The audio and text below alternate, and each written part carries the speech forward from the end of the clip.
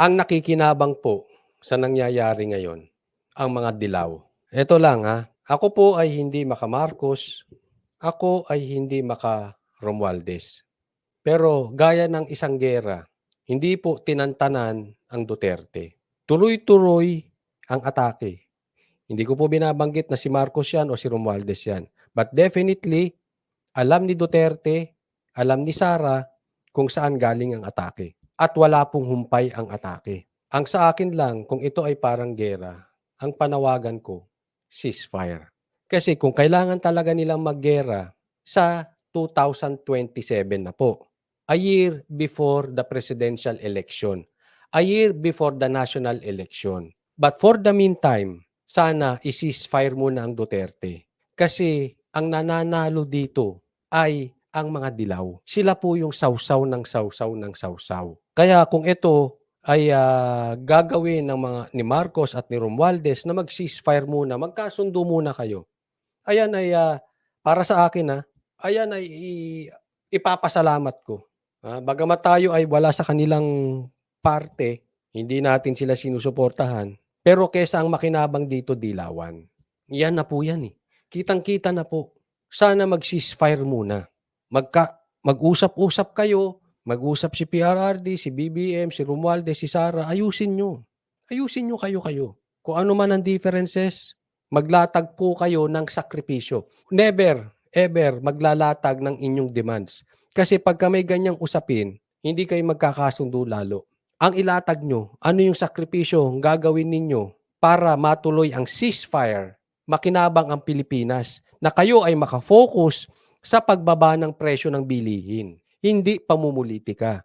Para bumaba ang presyo ng gasolina, para bumaba ang presyo ng bigas, ng asukal, ng sibuyas, para bumaba ang presyo ng enrollment. Yung bang pag-usapan ninyo paano kayo magkaroon ng sakripisyo at common ground sa ikakapakinabang ng bansang Pilipinas. Tapos kung gusto nyo mag-atakihan sa 2027, so be it. Kasi ako naniniwala naman ako sa eleksyon, dapat talaga magsabihan kayo ng pangit para malaman namin sino dapat ang iboboto namin. But for the meantime, binoto kayo ng tao diyan sa inyong posisyon, hindi para magbangayan sino ang mas malaki sa inyo, sino ang mas pogi, sino ang mas maganda, sino ang mas magaling, sino ang mas maraming kakampi, sino ang maraming kaalyado, sino ang maraming pondo. Hindi po kayo binoto ng tao dahil dyan. Ibinoto kayo ng tao para pagsilbihan nyo sila. Yan bang in-expect sa inyo? Yung magbangayan kayo hanggang 2028? Hindi yan. Binoto kayo para pagsilbihan ninyo, para pababain ninyo ang presyo. Pagandahin nyo ang buhay, padamihin ang trabaho, iyaan ang purpose ninyo. Huwag nyong ialis kung ano ang trabaho nyo dyan. Magkasundo kayo kasi pataasan kayo ng pataasan ng ihi. Kung kayo ay magkakaroon ng common ground na pagkakasunduan, tuluyan na natin, papatayin. O baka sabihin naman grade 10, patuloy na nating tatanggalin sa picture ang dilaw.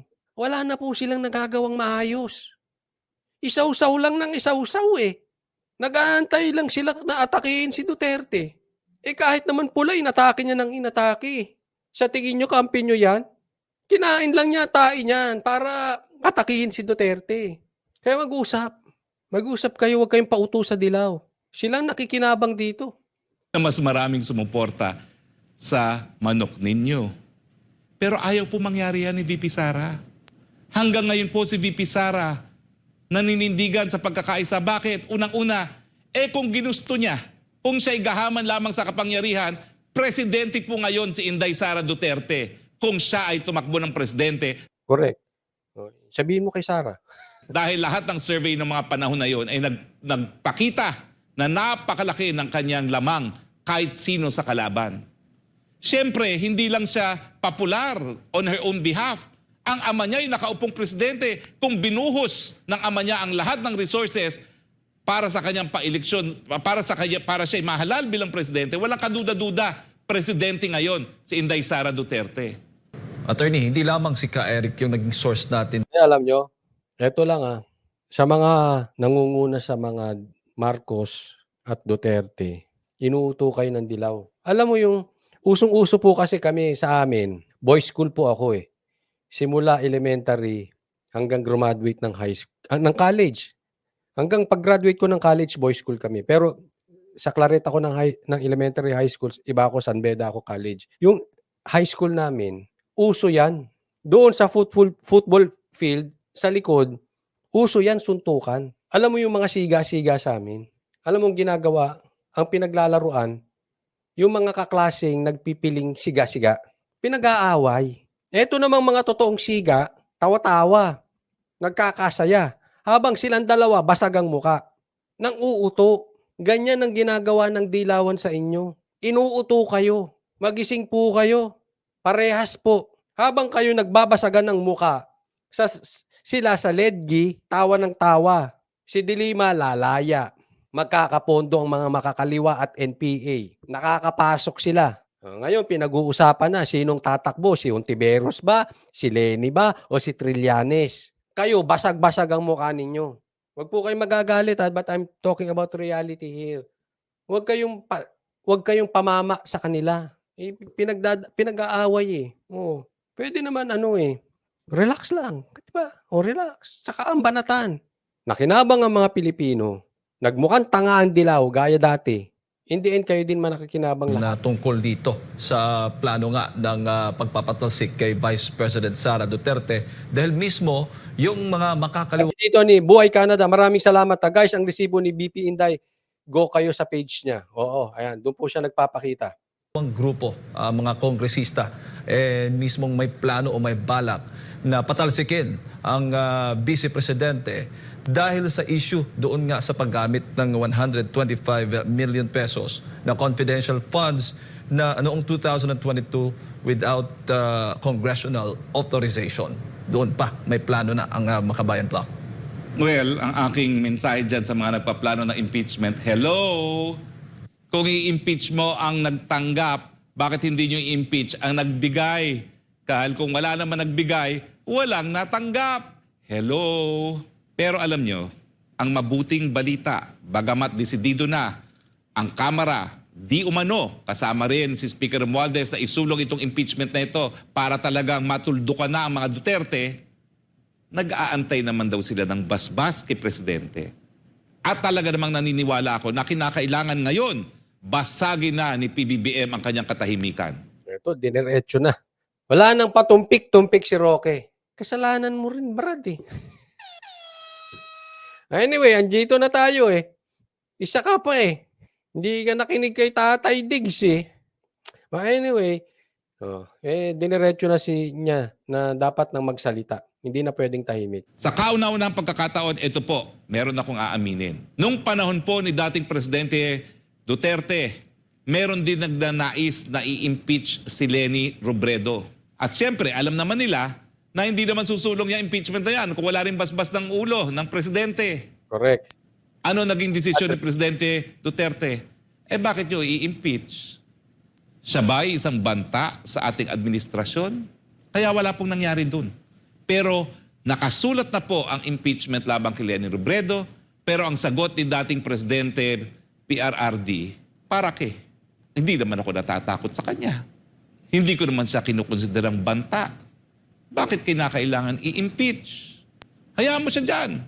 Wala naman naniniwala sa kanya eh. At meron nga bang naniwala sa 6 na taon na walang tigil na pagbatikos ni Leni Robredo kay dating Presidente Si Llamas. Silang tatlo. Si Llamas, si Christian. Sila. Trillanes. Mga taktog eh. Duterte? Wala. Dahil ngayon, maniwala kayo't hindi, tanggapin o hindi, sang-ayon sa survey, pinakamahal na presidente pa rin ang dating Presidente Rodrigo Roa Duterte. So, yan pong mabuting balita. At least malalaman natin sa pula sa puti ano ngayon ang paninindigan ni PBBM pagdating dito sa impeachment na ito. Ang mga Yun po. Kaya para sa akin, bagamat ako ay hindi sumuporta sa kanilang panig, pero kung maninindigan si Marcos kay Sara, saludo ako dyan. Ngayon, ganun din si Romualdez, si Speaker. Kung makapagsundo siya kay Sara, okay ako dyan. Magkasundo muna. Wag na tayong magbangayan kung ito ay ikabubuti ng bansang Pilipinas. Kalimutan natin yung differences. Katulad namin, halimbawa kami mga vloggers, di ba? Meron nasa kampo sa kabila, halimbawa sila Maharlika, etc. Pero bagamat iba kami ng sinuportahan dati, nagkakasundo kami ngayon for the same purpose. Pwede naman eh. Pwede namang hindi natin type ang isa't isa. Magkasundo lang tayo para gawin natin yung dapat nating trabaho na inaantay ng mga Pilipino. At itong mga dilaw, ako talaga ayoko nito mga ito. Kaya kung kinakailangan pagsamahin ko, ang Duterte, Marcos, ayos po sa akin yan. Hindi ko type ang ginagawa ng dilaw ngayon. Napapakayabang. Sorry po ang yayabang nila ngayon. Pag nakikinig ako interview, kaya medyo may effect sa akin eh. Ang yayabang. Ini-interview si Dilima. Wag mong patawarin yan. I-demanda mo, i-demanda. Sumikat ka lang ulit dahil nakisaw-saw ka eh. Laos na kayong dilaw eh, di ba? Well, anyway, iyon ang sa akin eh. Parang loko-loko to. Pinag-aaway-away kami. Tapos sila yung bida. Ano kami, high school? Mga kongresista, alam ko po yan, galing ako dyan eh. Hindi yan susuporta sa impeachment na alam nila. At tabog si Tabi. Hindi yan magkakasundo, hindi yan plastic. Hindi po kaplastikan yun. May mga bagay talaga na, bigyan ko po kayo ng halimbawa. Halimbawa na lang itong kay Maharlika. Magkaiba kami dati ng paniwala sa mga bagay-bagay. Si Vic Rodriguez, kaklase ko, kabarsity ko pa.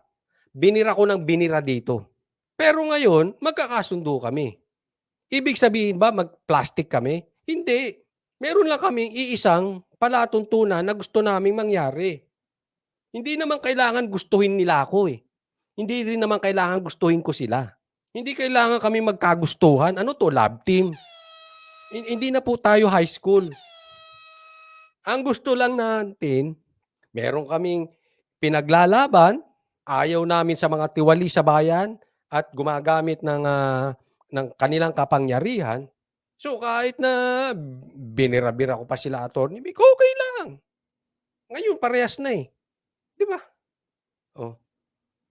Walang plastikan doon. Hindi po kaplastikan yun. Kaya yan yung tinatawag na, para sa akin let's agree to disagree para sa isang agenda. Sabi ni Eduardo Gacus, nagkakaintindihan kayo coach sa gustong maging kung ano ang bansa sa tama at magkakaiba kami ng binoto. Iba-iba kami sinuportahan. Kasundo ngayon. Natutol ang presidente. Yung aking karanasan, kaming dalawa lang ni Cebu Governor Gwen Garcia kasama si Bambol Tolentino ang nagsulong ng impeachment laban kay Andres Bautista at kami po ngayon fully vindicated dahil pinananagot ngayon ng mga Amerikano si Andy Bautista para sa money laundering pagtanggap ng suhol galing daw sa Smartmatic. Nandun po siya sa Amerika ngayon, nakaharap sa mga kasong yan. So, noong mga panahon na yun, nanindigan kami ni Gwen. Dalawa lang kami sa Justice Committee. Ang sabi nga namin, 3 lang tayo na dagdag bawas pa kasi wala palang boto si Bambol Tolentino dahil hindi siya miyembro ng Justice Committee. Linapastangan kami ni Governor Gwen Garcia noong mga panahon na yun. Tinawag na kung ano-anong mga pangalan, sinunghalan, linait. Anong tinawag sa'yo? Curious lang, anong tinawag? Pero nanindigan kami, kapit-bisig kami ni BFF Gwen Garcia ko dahil naniwawala kami. Malaking sa channel na ito, binanatan si Atty. Roque. Diba? Dahil sa tingin kong pagkakaiba ng aming paninindigan. Pero ngayon, pinupuri ko si Atty. Roque. Bakit? Gusto ko yung pinaglalaban niya ngayon eh. Yung iba, hindi ko type. Yung ngayon, ganun lang kasimple. Hindi tao, issue. Ang issue ni Roque, Atty. Roque ngayon, gusto ko. Di okay. Sa aming paninindigan na maraming pandarayang nangyari nung eleksyon dahilan kung bakit nanalo ang Vice President ng mga panahon na yon. Anong nangyari? Nagsalita ang presidente. Noong mga panahon na yon, sino ang kaalyado ni Andy Bautista? Walang iba kundi ang Majority Floor Leader Rudy Fariñas, naka-eskwela niya. Pero anong nangyari? Nung nagsalita ang presidente, pinarating sa speaker, binaliktad ng plenaryo ang desisyon ng Justice Committee. So, hindi pa po tapos ang boxing. Alam ko, Panginoon ang speaker sa mga kongresista. Pero mga kongresista, tumitingala pa rin sa presidente dahil wala namang speaker na hindi binibigyan ng basbas ng presidente. At yan pong katotohanan. Correct. Pinangangalandakan nyo na lumalakas ngayon ang lakas. Hello, kailan ba ho hindi lumakas ang partido ng presidente sa Kamara? Palagi po yan. Ang PDP laban, ang panahon ni dating Presidente Duterte, dadalawa lang ang PDP laban, si Speaker at saka yung isang taga Mindanao na Muslim na kongresista. Pero dahil nga nanalo si Presidente, abay, super majority rin ang PDP laban. Huwag niyong linlangin ang inyong mga sarili. Yan. Ito po pinapaliwanag ni Attorney Roque ngayon. Mapapansin nyo, yung partido ni Speaker, lumilipat na doon, lumilipat na lahat. At nagfi-flex sila ng muscle at ipinapakita nila na kakaunti na lang yung partido ni Duterte. Yung PDP laban, kakaunti na lang. Ang pinapaliwanag ni Attorney Roque dito, lahat naman ng nasa power, lumalakas yung partido. So sa madaling salita, ang ibig sabihin ni Attorney Roque, mga balimbing. Parang mga vloggers. Kung asa nang nasa partido, kung sino ang maraming views, nandiyan yung mga vloggers. Oy, excuse me, hindi po ganyan ang Banateros Brothers. Kasi napatunayan namin, noong natapos ang eleksyon, nanindigan kami. Bumaba ang views, tumaas ang views. Ang tayo namin, yun pa rin ang tayo namin hanggang ngayon. Kaya wag nyo pong kakalimutan para sa Senado 2025, Coach Oli. Joke lang po yung bandang uli, ha? Joke lang po yun. Ang punto niya dito, noong nagsimula yung partido ni Duterte, ni PRRD, dalawa lang sila. Noong naging siya'y presidente, dumami din. So yung nangyayari ngayon sa partido ni Speaker ay hindi ibig sabihin malakas kayo. Normal yan na nangyayari. Kasi para kay Roque, nagyayabang at pinagmamalaki at nagfi-flex sila ng muscle. Bakit? Hindi natin alam, pero ito'y posible, tinatakot. Tinatakot ang Duterte, or tinatakot ang kaalyado, or tinatakot ang taong bayan, or mina-mindset, nilalaso ng utak ng mga Pilipino na mahina na ang Duterte. Iyan po ang script nila. Mahina na ang Duterte, iwan nyo na ang bangka, lipat na kayo ngayon.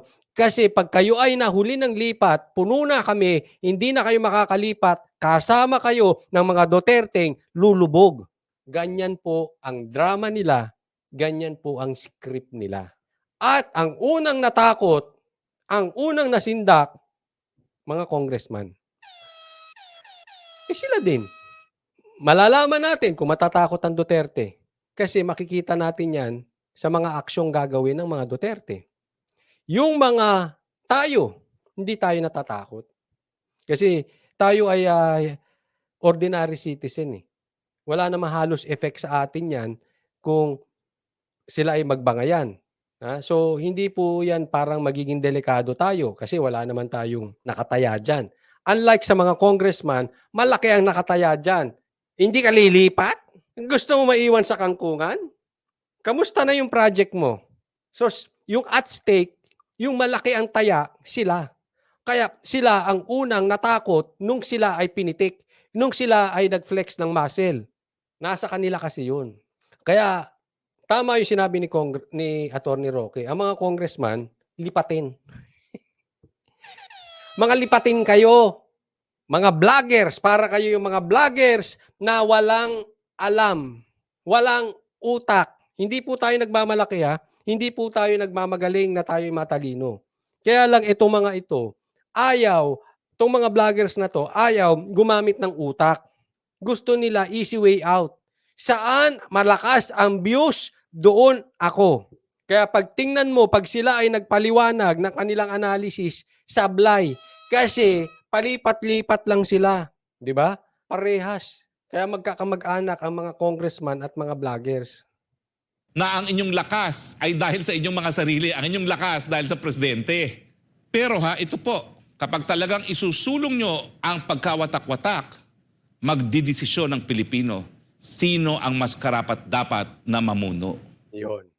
Diyan natin kailangan ikaw, kayo, ang mga Pilipino. Sana wag na tayong umabot sa impeachment, magkasundo na kayo para hindi kayo pinagtatawanan ng dilaw. Pero kung gusto nyong pagtawanan kayo ng dilaw at umabot tayo sa impeachment, diyan lalabas ang taong bayan. Ang mga DDS, kayo, doon nyo ipapakita ang suporta sa mga Duterte. Doon sa pinagsasabong ninyong mga lider. At huwag kayong magsigurado na ang manok ninyo ang pipiliin ng mas nakakarami dahil kung titignan natin ang resulta ng eleksyon, hindi po totoo na mas maraming sumuporta sa manok ninyo. Pero ayaw po mangyari yan ni VP Sara. Hanggang ngayon po si VP Sara naninindigan sa pagkakaisa. Bakit? Unang-una, kung ginusto niya, kung siya'y gahaman lamang sa kapangyarihan, presidente po ngayon si Inday Sara Duterte kung siya ay tumakbo ng presidente dahil lahat ng survey ng mga panahon na yon ay nagpakita na napakalaki ng kanyang lamang kahit sino sa kalaban. Siyempre, hindi lang siya popular on her own behalf. Ang ama niya ay nakaupong presidente. Kung binuhos ng ama niya ang lahat ng resources para sa kanyang pa-eleksyon, para siya mahalal bilang presidente, walang kaduda-duda, presidente ngayon si Inday Sara Duterte. Pero hindi po gahaman sa kapangyarihan si Inday Sara. Alam niya ang kinakailangan niya magpahinog. Alam niya na ang karanasan ng mayor ay hindi pa sapat para maging presidente. At alam din po niya na panahon na para magkaisa. Bagamat ang lola niya, ang leader ng anti-Marcos sa Davao, sabi niya, sige, magkaisa na tayo. At yan po ngayon. Nakita nyo tahimik si VP Sara about doon sa pag nakita nyo ang kanyang Facebook, puro lang siya trabaho ng trabaho. Iniwan niya yung pamumulitika. Yan yung sinasabi ko na si VP Sara, tama yung ginagawa. Dapat hindi ko sinabing magkasundo na ibig ko sabihin, magkasundo lang kayo na itigil muna ang bangayan at magtrabaho muna. And exactly, ganyan ang ginagawa ni Sara. Pinapakita niya, ayoko na ng politika, kayo na lang ang magbangayan dyan, basta ako, gagawin ko yung dapat kong gawin. Yun yung pinapakita niya sa sa mga post niya, yung mga magaganda niyang ginagawa. Ay kasaysayan na. Dahil nagbigay ang Inday Sara Duterte, presidente ngayon si PBBM. At kung hindi nyo po nakalimutan, nung mga panahon na nagdesisyon si VP Sara na maging Vice President, hindi naman po nangangalampag ang BBBM bilang the leading contender for the presidency. Kinailangang ikampanya ng matindi ni VP Sara si PBBM. Tatapatin ko po kayo. Tama po kayo, yung mga nasa kampo ni PBBM. Tayo po ay nag-PBBM dahil yung kinikilala nating leader, Inday Sara, ay binigyan ng pangalawang pagkakataon ang pangalang Marcos. Mali kayo doon. Pwede nyo naman bigyan ng pagkakataon dati Pwede naman kayo makipagkaibigan Pero hindi yung damay ang bansang Pilipinas. Iba yun. Iba yung pagpapakita nyo ng magandang loob. Pero gaya na sabi ko, andyan na yan, wag na kayong pauto na lang. Pinag-aaway kayo Hindi po ako nag-iisa Marami po talagang sumuporta kay PBBM dahil naniniwala kami na dapat bigyan ng respeto at bigyan ng tiwala ang desisyon na kinikilala nating leader. Isa na po ako doon. Huwag naman po matapos magbigay, huwag naman po matapos kumbinsihin ni Inday Sara ang kanyang mga supporters na bigyan ng pangalawang pagkakataon ng pamilyang Marcos, ay itatapon na lang na parang basura ang ating Vice President. Hindi po yan katanggap-tanggap sa ating mga mamamayan. At sana po, hindi nyo na matutunan ito sa paraan na pagsisisihan ninyo sa huli.